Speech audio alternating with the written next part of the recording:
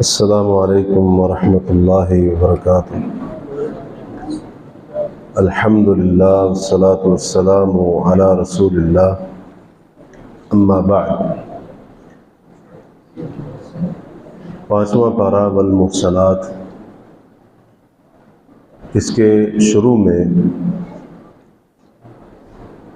اس مسئلے کا باقی حصہ بیان کیا گیا ہے جس مسئلے کے ذکر پر چوتھے پارے کا اختتام ہوا تھا، یعنی وہ خواتین جن کے ساتھ نکاح کرنا حرام ہے۔ کچھ ایسی عورتیں ہیں جن کے ساتھ ہمیشہ کے لیے نکاح کرنا حرام ہے، جن کا ذکر چوتھے پارے کی آخری آیت کے اندر ہو چکا ہے۔ کچھ ایسی خواتین ہیں جن کے ساتھ ہمیشہ کے لیے نکاح کرنا تو حرام نہیں ہے، البتہ وقتی طور پر، عارضی طور پر ان کے ساتھ نکاح کرنے کی اجازت نہیں ہے۔ انہی میں سے ایک قسم شادی شدہ خواتین کی بھی ہے، جیسا کہ اس پارے کے ابتدائی الفاظ میں ان کا ذکر ہوا ہے، والمحصنات من النساء، کہ شادی شدہ عورتوں کے ساتھ نکاح کرنا بھی تمہارے لیے حرام ہے۔ جب تک کوئی عورت کسی دوسرے مرد کے نکاح میں ہے تو کسی اور کے لیے اس کے ساتھ نکاح کرنے کی اجازت نہیں ہے۔ اگر کوئی نکاح کرے گا تو یہ نکاح پر نکاح ہوگا، اور اس نکاح کی اسلام کے اندر کوئی حیثیت نہیں ہے۔ یہ نکاح بالکل حرام ہوگا، اور اس قسم کا نکاح سرے سے باطل تصور ہوگا۔ یہاں سے ایک اور بات بھی واضح ہوئی کہ جب کسی شادی شدہ خاتون کے ساتھ نکاح کرنا حرام ہے، جو کہ اسلام کے اندر جائز ہے، نکاح اسلام میں جائز ہے، لیکن شادی شدہ خاتون کے ساتھ جب نکاح کرنا حرام ہے تو کیا کسی شادی شدہ خاتون کے ساتھ ناجائز تعلق قائم کرنا اور اسی طرح سے چوری چھپے کی دوستی لگانا یہ جائز ہوگا؟ ہرگز نہیں، اس کی قطعاً اجازت نہیں ہے۔ تو یہ تو ویسے ہی حرام ہے، ناجائز تعلقات یہ ویسے ہی حرام ہے، کسی بھی خاتون کے ساتھ یہ تعلقات رکھنے کی اجازت اسلام کے اندر قطعاً نہیں ہے۔ اس کے بعد اللہ تبارک و تعالیٰ نے یہاں پر نکاح کا جو بنیادی مقصد ہے اسلام کے اندر وہ واضح کیا ہے، اور وہ ہے پاک دامنی، اپنے آپ کو گناہ سے بچانا۔ تو نکاح کرنے والے کا یہ مقصد ہونا چاہیے کہ میں نے اپنے آپ کو حرام سے بچانا ہے حلال کے ذریعے۔ اسلام نے جس نکاح کو برقرار رکھا ہے یا جس کی ترغیب دلائی ہے، اس نکاح کا مقصد وقتی طور پر اپنی خواہش کو پورا کرنا ہرگز نہیں ہے۔ یہی وجہ ہے کہ جس نکاح کا تصور اسلام کے اندر ہے، اس نکاح کے بارے میں یہ بات واضح کی گئی ہے کہ وہ نکاح اسلام کے اندر صحیح اور درست مانا جائے گا کہ جس نکاح کے ذریعے مرد اور عورت ہمیشہ کے لیے شادی اور نکاح کے پاکیزہ بندھن کے اندر بندھ جائیں۔ تو اسلام کے اندر یہ نکاح کا تصور ہے۔ اس لیے دین اسلام کے اندر ہر وہ نکاح باطل ہے کہ جو اس مقصد سے ہٹ کر ہے۔ یہی وجہ ہے کہ جو عارضی اور وقتی طور پر ایک محدود خاص وقت تک کے لیے کیے جانے والے نکاح ہے، ان کی اسلام کے اندر کوئی اجازت نہیں ہے، گنجائش نہیں ہے، چاہے وہ نکاح متع ہو یا وہ نکاح حلالہ ہو یا اس کی کوئی اور شکل اور صورت بنتی ہو۔ اللہ تبارک و تعالیٰ نے یہاں پر اس بات کو اس طرح سے بھی واضح فرمایا ہے کہ اگر کوئی شخص آزاد عورت کے ساتھ نکاح کرنے کی طاقت نہیں رکھتا ہے تو وہ لونڈی کے ساتھ نکاح کر لے، باندی کے ساتھ نکاح کر لے، کیونکہ اسلام کے اندر پاک دامنی کی اہمیت سب سے زیادہ ہے۔ ایک آزاد مرد ہے، اب اس کا معیار کیا ہے کہ وہ آزاد عورت سے شادی کرے، اس کے معیار کی، اس کی برابری کی عورت نکاح کے لیے نہیں مل رہی ہے، استطاعت نہیں ہے، تو اسلام کہتا ہے تم اپنا معیار کچھ کم کر لو، لیکن تم نے حرام کام کے اندر نہیں پڑنا ہے۔ تم نے اپنے آپ کو گناہ سے بچانا ہے۔ اس لیے فرمایا ذالک لمن خشی العنت منکم، یہ حکم یعنی آزاد عورت کے ساتھ نکاح کرنے کی استطاعت نہ ہونے کی صورت میں لونڈی کے ساتھ نکاح کرنے کا یہ جو حکم ہے اس بندے کے لیے ہے جو اپنے بارے میں برائی سے ڈرتا ہو۔ اس سے اس بات کا اشارہ ملتا ہے کہ جس شخص کو اپنے بارے میں یہ ڈر ہو کہ اگر میں نکاح نہیں کروں گا تو میں گناہ کے اندر پڑ جاؤں گا، میں بدکاری جیسے جرم عظیم میں ملوث ہو جاؤں گا، تو اہل علم کہتے ہیں ایسے بندے کے لیے نکاح کرنا فرض ہو جاتا ہے، اس کے لیے ضروری ہو جاتا ہے، کیونکہ اسلام نے دولت، پیسہ، سٹیٹس، معیار وغیرہ ان چیزوں کو نہیں دیکھا ہے، یعنی جو دنیاوی معیار ہے۔ اسلام نے سب سے زیادہ زور دیا ہے پاک دامنی کے اوپر، حرام سے اپنی سیرت کو، اپنے کردار کو پاکیزہ کرنے کے اوپر، اس کے اوپر زور دیا ہے۔ اس لیے اللہ تبارک و تعالیٰ نے یہ ساری کی ساری باتیں ذکر کرنے کے بعد فرمایا کہ یہ نکاح کے جو طریقے ہیں اور اسی طرح سے یہ جو معاملات ہیں، پاک دامنی کے طریقے ہیں، اللہ تعالیٰ نے تمہیں یہ طریقے بتا دیے ہیں، تمہاری ان کی طرف رہنمائی کر دی ہے۔ اب اس کے مقابلے میں جو شہوت پرست لوگ ہیں وہ کیا کریں گے؟ وہ یہ خواہش رکھتے ہیں، وہ چاہتے ہیں کہ تم گناہ کی طرف مائل ہو جاؤ، لہٰذا تم نے شہوت پرستوں کے پیچھے نہیں لگنا ہے، بلکہ جو نیک سیرت لوگ ہیں، جو پاکیزہ کردار والے لوگ ہیں، جو حلال کے ذریعے، نکاح کے ذریعے جائز طریقے سے اپنی خواہش کو پورا کرتے ہیں، تم نے ان کے طریقوں کو اختیار کرنا ہے، تم نے حرام طریقوں سے اپنی خواہش کو پورا کرنے والوں کی پیروی ہرگز نہیں کرنی ہے۔ اس کے بعد اللہ تبارک و تعالیٰ نے ایمان والوں کو خطاب کرتے ہوئے فرمایا کہ آپس میں ایک دوسرے کا مال باطل طریقے سے نہ کھاؤ۔ اس کا مطلب کیا ہے؟ اس کا مطلب یہ ہے ہر وہ طریقہ جو شریعت کے خلاف ہو، اگر ہم اس طریقے کو اختیار کر کے کسی کا مال لیں گے تو ہم اس کا مال باطل طریقے سے، ناحق طریقے سے کھائیں گے، جس کی اجازت قطعاً ہمارے دین کے اندر نہیں ہے۔ یہاں پر اللہ تعالیٰ نے فرمایا وَلَا تَقْتُلُوا أَنفُسَكُمْ، اپنے آپ کو قتل نہ کرو، یعنی اپنی جان خود نہ لو۔ اس سے پتہ چلا کہ خودکشی کرنی حرام ہے۔ ایک مسلمان کے لیے وقتی طور پر اگر کچھ پریشانیاں ہوں، کچھ مشکلات ہوں، کچھ مسائل کا سامنا کرنا پڑ جائے تو مسلمان کبھی بھی دل برداشتہ نہیں ہوتا ہے۔ جس کا اللہ کے اوپر یقین ہو، جس کا تقدیر کے اوپر ایمان ہو، جس کا اس بات کے اوپر یقین ہو کہ ان اللہ علی کل شیء قدیر، اور جس کا اس بات کے اوپر یقین ہو کہ اللہ تبارک و تعالی آسانی کے بعد، تنگی کے بعد آسانی پیدا کرنے والا ہے، اس کے اوپر قدرت رکھتا ہے، کبھی بھی وہ مسلمان اللہ کی رحمت سے مایوس نہیں ہوگا، اللہ کی طرف سے وہ آسانی کے بارے میں وہ نا امید نہیں ہوگا۔ تو جو انسان خودکشی کرتا ہے وہ دراصل نا امید ہو جاتا ہے، اور مسلمان اللہ کی رحمت سے نا امید ہو جائے یہ قطعاً نہیں ہو سکتا ہے۔ اور خودکشی کتنا بڑا گناہ ہے، کتنی اس کے اوپر سزا ہے، اس کی تفصیل احادیث کے اندر موجود ہے۔ یہاں پر اللہ تعالیٰ نے ایک اور بات ذکر کی ہے۔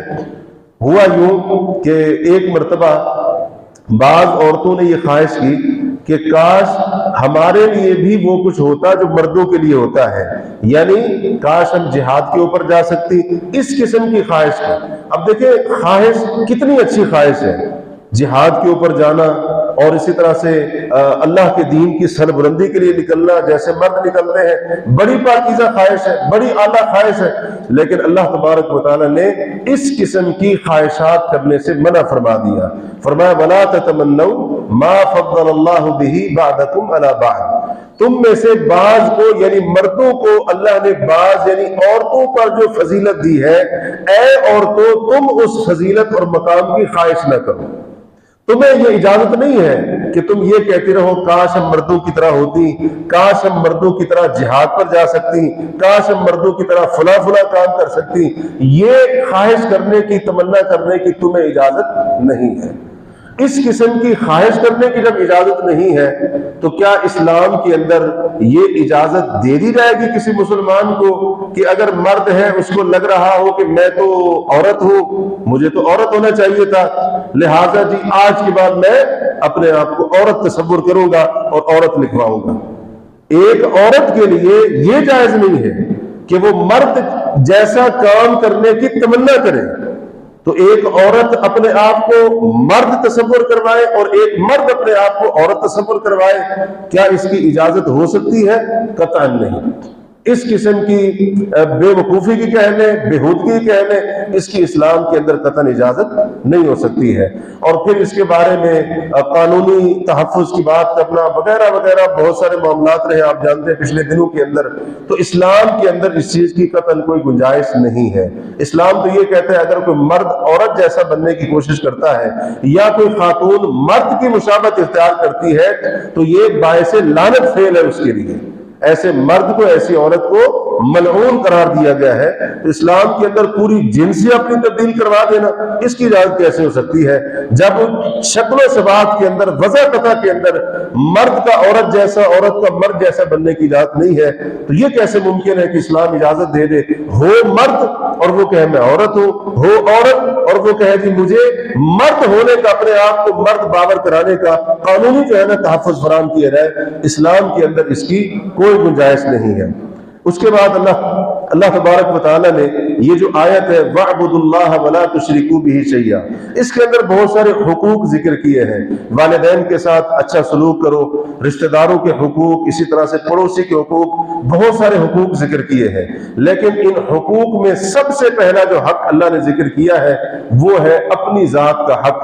وَاعْبُدُوا اللَّهَ وَلَا تُشْرِكُوا بِهِ شَيْئًا، اللہ کی عبادت کرو، اللہ کے ساتھ کسی بھی چیز کو شریک نہ ٹھہراؤ۔ ایک بندے کے اوپر جتنے بھی حقوق ان کی ادائیگی فرض اور ضروری ہے اس دنیا کے اندر، بندے کے اوپر، مسلمان کے اوپر، بندے کے اوپر سب سے بڑا حق وہ اللہ تعالیٰ کا حق ہے۔ اور اللہ تعالیٰ کا سب سے بڑا حق بندے کے اوپر یہ ہے کہ اللہ کی توحید بجا لائے، اللہ کی وحدانیت اس کو اختیار کرے اور خالص اسی کی بندگی کرے اور اس کے ساتھ کسی کو شریک نہ ٹھہرائے۔ جتنے بھی حقوق ہیں وہ بعد میں آتے ہیں، اللہ کا یہ حق سب سے پہلے بھی ہے اور سب سے اعلیٰ بھی ہے اور سب سے بڑا بھی ہے۔ اس کے ساتھ ہی اللہ تعالیٰ نے یہودیوں کا ذکر کیا کہ وہ جادو کے اوپر ایمان رکھتے ہیں۔ مسلمان جادو کے اوپر کبھی بھی ایمان نہیں رکھ سکتا ہے، کیونکہ جادو کے اوپر ایمان رکھنے کا مطلب اللہ کے ساتھ کفر کرنا ہے۔ جادوگر جادو اس وقت تک کر ہی نہیں سکتا ہے جب تک کفریہ کاموں کے ذریعے شیطان کو راضی نہ کرے۔ اور شیطان، جادو کیا ہے؟ شیطانی قوت کی تاثیر کا نام ہے، شیطانی طاقتوں کے اثرات کا نام ہے۔ تو شیطان جادوگر سے، جادو کرنے والے سے تب تک راضی نہیں ہوتا ہے، اس کی مدد کرنے کے لیے تیار نہیں ہوتا ہے جب تک وہ اللہ کے ساتھ کفر نہ کرے۔ اس لیے جادوگر کی باتوں کے اوپر یقین رکھنا شریعت کے ساتھ کفر کرنے کے مترادف ہے، جیسا کہ ایک حدیث کے اندر واضح طور پر ہے۔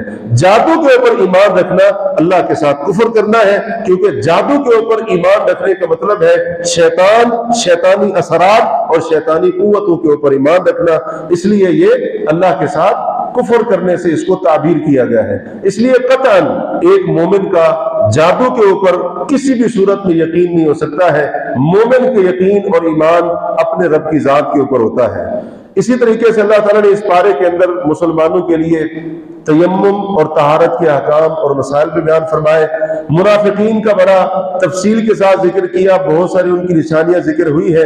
ایک نشانی خاص طور پر اللہ نے یہاں پر ذکر کی کہ وہ اللہ کی شریعت کو چھوڑ کر اپنے جو فیصلے ہوتے ہیں، اپنے معاملات کے فیصلے، وہ کس کے پاس جا کر کرواتے ہیں؟ وہ طاغوت کے پاس جا کر کرواتے ہیں۔ طاغوت سے مراد کیا ہے؟ لوگوں کا بنایا ہوا نظام، لوگوں کا بنایا ہوا قانون، لوگوں کے بنائے ہوئے دستور، ان کے پاس اپنے فیصلے لے کر جاتے ہیں، کیونکہ ان کو پتا ہوتا ہے کہ لوگوں کے بنائے ہوئے نظام میں ہمارے لیے کوئی نہ کوئی رعایت بھی ہوگی، گنجائش بھی ہوگی، فائدہ بھی ہوگا، نقصان سے بچنے کی صورت بھی ہوگی۔ کیونکہ اللہ کا جو دین ہے، اللہ کا دین اس قدر سچا اور کھرا ہے کہ اس کے اندر یہ نہیں دیکھا جاتا ہے فلاں بندے کی چاہت کیا ہے، اس کی خواہش کیا ہے، چلو جی اس کی چاہت کے مطابق فیصلہ کر دیتے ہیں۔ اسلام کے اندر یہ نہیں ہے، حق اس طرح سے نہیں ہوتا ہے۔ اس لیے جو باطل پرست ہوتے ہیں ہمیشہ وہ چور دروازے تلاش کرتے ہیں، وہ دوسرے طریقے اختیار کرتے ہیں، وہ حیلے اور بہانے اختیار کرتے ہیں اور اپنے فیصلے اللہ کے قرآن، اللہ کی شریعت، اللہ کے دین اور اللہ کے نظام اور قانون کے مطابق کروانے کی بجائے وہ طاغوت کے پاس غیر اللہ کے بنایا ہوا نظام، اسی طرح سے لوگوں کا بنایا ہوا قانون، اس کے مطابق وہ کروانے کی کوشش کرتے ہیں۔ تو اس لیے ایک مومن کی یہ ذمہ داری بنتی ہے کہ وہ ہمیشہ اللہ کے قرآن کے فیصلے کو نافذ بھی کرے اور اس کو تسلیم بھی کرے۔ جو بھی اس کا مسئلہ ہو، اپنا مسئلہ وہ شریعت کے اوپر پیش کرے اور دین کے اوپر پیش کرے، جیسا کہ اس پارے کے اندر جا بجا مسلمانوں کو اس بات کی تعلیم دی گئی ہے۔ اور ایک جگہ پر تو واضح طور پر کہا گیا کہ اگر تمہارا جھگڑا ہو جائے تو تم نے اپنے معاملے کو اللہ اور اس کے رسول کی طرف لوٹانا ہے۔ اللہ اور اس کے رسول کی طرف لوٹانا یعنی کتاب اللہ کی طرف، سنت رسول اللہ صلی اللہ علیہ وسلم کی طرف لوٹانا ہے۔ تو اپنے جھگڑوں کے اختلافات کے فیصلے اور جو اس قسم کے معاملات ہوں وہ فیصلے ہم نے کتاب و سنت سے کروانے ہیں، کسی اور کے پاس جانے کی ہمیں ضرورت نہیں ہے۔ اس کے بعد اللہ تعالیٰ نے یہاں پر سفارش کا ذکر کیا ہے، دو قسمیں سفارش کی ذکر کی۔ ایک ہے اچھی سفارش، جائز سفارش۔ وہ کون سی ہوتی ہے؟ اگر کسی کو کسی کا حق دلوانے کے لیے یا مظلوم کی مدد کرنے کے لیے سفارش کی جائے تو یہ سفارش نہ صرف جائز ہے بلکہ قابل تعریف ہے ایسی سفارش کرنے والا، اور صرف اتنا ہی نہیں، ایسا سفارش کرنے والا اللہ سے اجر بھی پاتا ہے۔ حدیث ہے اشفعوا تؤجروا، سفارش کرو اللہ تعالیٰ تمہیں اجر دے گا۔ دوسری قسم ہے سفارش کی بری سفارش۔ اس کا کیا مطلب ہے؟ کسی سے اس کا حق چھیننے کے لیے، کسی کا حق مارنے کے لیے یا مظلوم کے خلاف ظالم کی مدد کرنے کے لیے سفارش کرنا، یہ ہے بری سفارش۔ اور جو اس قسم کی سفارش کرے گا اس کے لیے اللہ نے فرمایا کہ گناہ کا ایک حصہ ہے۔ اس کے بعد اللہ تعالیٰ نے یہ بات واضح طور پر فرمائی ہے کہ جو بندہ کسی کلمہ پڑھنے والے کو جان بوجھ کر قتل کرے گا اس کے لیے ہمیشہ ہمیشہ کے لیے جہنم ہے۔ جس سے پتہ چلا کلمہ پڑھنے والے کو قتل کرنا اس قدر اللہ تعالیٰ کے ہاں جرم عظیم ہے کہ اس کے اوپر اتنی بڑی وعید اور دھمکی کا ذکر کیا گیا ہے۔ مجاہدین فی سبیل اللہ، اللہ کی راہ میں ہجرت کرنے والوں کی فضیلت بیان ہوئی۔ جہاد کے قتال کے میدان جنگ کے احکام بیان کرتے ہوئے اللہ تعالیٰ نے خاص طور پر نماز کی ادائیگی اور نماز باجماعت کیسے ادا کرنی ہے نبی کریم علیہ الصلوۃ والسلام کو اس کے بارے میں تعلیم دی ہے، جس سے پتہ چلا اسلام کے اندر نماز کی بھی بہت زیادہ اہمیت ہے اور خاص طور پر امت کے مردوں کے لیے نماز باجماعت کی اہمیت بھی بہت زیادہ ہے۔ میدان جنگ کے اندر اللہ تعالیٰ نے نہ نماز چھوڑنے کی اجازت دی اور نہ ہی جماعت چھوڑنے کی اجازت دی ہے۔ تو عام حالات کے اندر، پرامن حالات کے اندر ایک مسلمان کس حجت کی بنا پر، کس عذر کی بنا کے اوپر نماز چھوڑتا ہے اور نماز باجماعت سے کوتاہی اور سستی کرتا ہے، یہ انتہائی غور کرنے والی بات ہے۔ اس کے بعد اس پارے کے آخر میں جا کر اللہ تعالیٰ نے ایک بار پھر مسلمانوں کے جو خاندانی معاملات ہوتے ہیں ان کا ذکر فرمایا ہے، اور خاص طور پر صلح کے اوپر اللہ نے زور دیا ہے۔ مرد عورت کا، خاوند بیوی کا جب کوئی تنازع ہو اور اسی طرح سے ان کے درمیان ناچاکی کا خدشہ ہو تو اللہ تعالیٰ نے یہاں پر صلح کے اوپر زور دیا ہے اور فرمایا والصلح خیر، صلح کے اندر بہتری ہی بہتری ہے، بھلائی ہی بھلائی ہے۔ بعض لوگوں کی عادت ہوتی ہے لوگوں کے گھر میں جھگڑا ڈلوانا، لوگوں کے گھر اجاڑنا، لوگوں کے درمیان تنازع کھڑے کرنا، یہ کوئی کرنے والا کام نہیں ہے۔ اگر کوئی شخص یہ چاہتا ہے میں کوئی کام کروں تو وہ یہ کام کرے کہ جہاں پر ناچاکی ہو، جہاں پر جھگڑا ہو، جہاں پر اختلافات ہو اور جہاں پر تنازع ہو وہاں پر ثالث کا کردار ادا کرے اور وہاں پر مصلح بنے، لوگوں کے درمیان صلح کروائے، یہ کرنے والا کام ہے۔ اور اللہ تعالیٰ نے اس کام کے اوپر، اس عمل کے اوپر اجر عظیم رکھا ہے۔ فرمایا لا خیر فی کثیر من نجواہم، لوگ اکثر جو آپس میں سرگوشیاں باتیں کرتے ہیں ان کی اکثر باتوں میں کوئی بھلائی نہیں ہوتی ہے، الا من امر بصدقہ، سوائے اس بندے کے جو صدقے کا حکم دے، جو صدقے کا حکم دے اس کی بات کے اندر خیر ہی خیر ہے، او معروف، یا کسی کو نیکی کا حکم دے، نیکی کا حکم دینے والا اس کی بات کے اندر بھی خیر ہی خیر ہے، او اصلاح بین الناس، یا لوگوں کے درمیان صلح کروانے کا حکم دے، لوگوں کے درمیان صلح کرواتا ہے، اس کی بات کے اندر بھی خیر ہی خیر ہے۔ اور اتنا نہیں، فرمایا وَمَن يَفْعَلْ ذَلِكَ ابْتِغَاءَ مَرْضَاتِ اللَّهِ، جو بندہ یہ کام، صدقے کا حکم، نیکی کا حکم، لوگوں کے درمیان صلح کروانا، یہ کام خالص اللہ کی رضا کے لیے کرے گا، ان قریب ہم اس کو اجر عظیم عطا فرمائیں گے۔ اگر کوئی کام کرنا ہے تو بندہ یہ کام کرے، کردار ادا کرنا ہے تو چغل خوری کے ذریعے لوگوں کے درمیان لڑائی بنوانا، عداوت کے بیج بونا یہ کوئی کام نہیں ہے، بلکہ مصلح بنے اور لوگوں کے درمیان صلح کروانے کا کردار نبھائے۔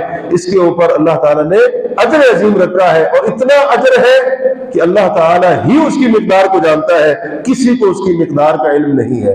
یہاں پر اللہ تعالیٰ نے ایمان والوں کو خطاب کرتے ہوئے فرمایا کہ تم نے گواہی دیتے وقت عدل و انصاف کے تقاضوں کو مد نظر رکھنا ہے، عدل کا دامن نہیں چھوڑنا ہے، اگرچہ وہ گواہی خود تمہارے اپنے خلاف کیوں نہ ہو، تمہارے والدین کے خلاف کیوں نہ ہو، تمہارے قریبی رشتہ داروں کے خلاف کیوں نہ ہو۔ یہ اللہ تعالیٰ نے یہاں پر حکم دیا ہے۔ گواہی میں یہ نہیں دیکھنا ہے کہ سامنے باپ ہے، سامنے ماں ہے، سامنے بھائی ہے، سامنے بیٹا ہے، میں اس کے مد مقابل میری اپنی ذات ہے، میرا فائدہ ہے، فلاں کا فائدہ، یہ نہیں دیکھنا ہے۔ عین عدل و انصاف کے تقاضوں کو پورا کرتے ہوئے حق بات کی جو گواہی ہے، جو سچی گواہی ہے، اس کو قائم کرنا ہے، اور یہ بڑی جرت کا کام ہے۔ ایسے باتیں کرنے کے لیے بڑی آسان ہوتی ہیں، لیکن یہ ہے عدل و انصاف جس کی تعلیم اسلام نے دی ہے۔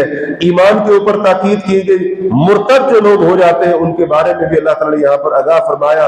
جس مجلس کے اندر اللہ کی آیات کا مذاق اڑایا جا رہا ہو، اس مجلس میں بیٹھنے کی، اس مجلس کا حصہ بننے کی اللہ نے مجھے اور آپ کو اجازت نہیں دی ہے۔